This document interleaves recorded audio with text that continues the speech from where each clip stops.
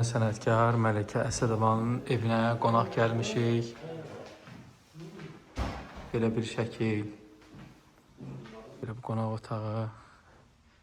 Gözəl. Mələkə xanımın mükafatları. Möhtəşəm. Mükafatlar. Fotolar.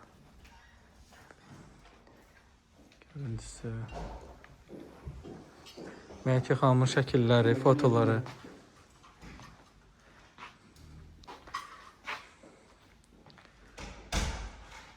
Orada da fotolar.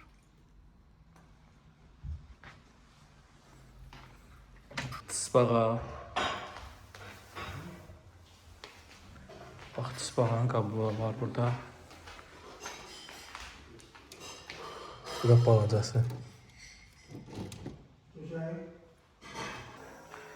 Bu da mənim.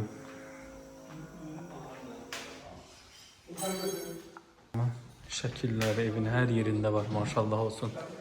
Bax, burada da. Mələkə xanımın mətbəxi. Bu evi ancaq xeyir işlərə gələk inşallah. Bu da bizim ayağımızın altında.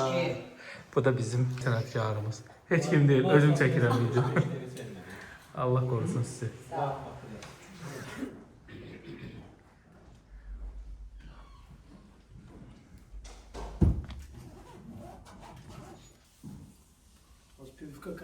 Mələkə xanımın məşhur pişiyi.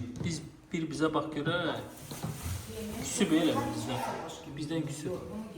Küsüb bizdən. Bu da tısbağa. Pişiylə tısbağanın dostu.